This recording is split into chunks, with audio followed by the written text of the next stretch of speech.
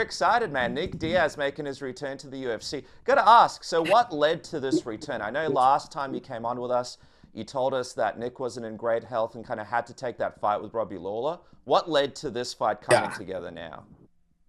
I'm really not involved in that fight. I'm going to be perfectly honest with you. That wasn't my idea. It wouldn't have fight I would have had, like, if I was advising Nick, I wouldn't have advised him to do that fight. Hmm. It's in Abu Dhabi. I would advise to go fight overseas at this point. Um, Especially Luca is a very tough guy.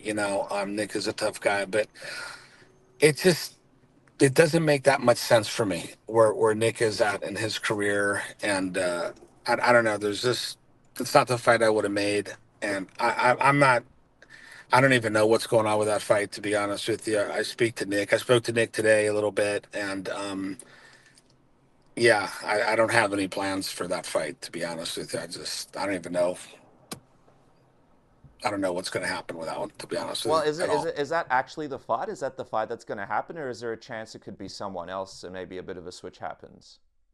Um, I don't know. I don't. It's yeah. Obviously there's a lot of stuff that can't be. I just don't. I don't know what's going to happen with that. Gotcha. I'm not involved. I know that a lot of Nick's training partners are involved, and so I'm not the guy to ask. Gotcha. Do you think there's a chance the fight doesn't happen, or do you think that likely we'll definitely see this return on this date for Nick? Does he seem excited for it?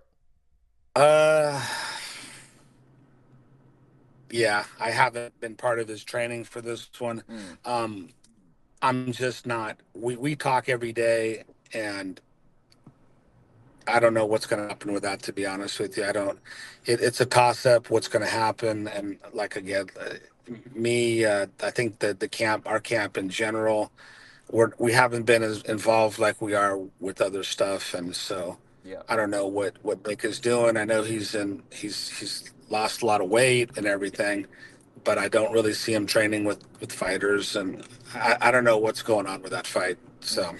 I don't. You guys are So, usually pretty close. Is there a reason why you're not working yeah. so close together for this fight? Is it just because he's in a different geographical location, or is there a reason why? Um, I think there was like I mean Nick in general after the Anderson Silva thing, there was a lot of changes. It was like I think what happened was when the commission took him out for years for the weed ban thing, whatever they were doing.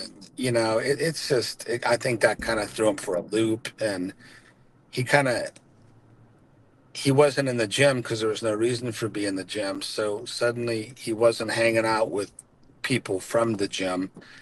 And, it's tough to be a guy like Nick Diaz. He's such an icon of the sport. He's so, so famous and everybody wants a piece of him. And it's,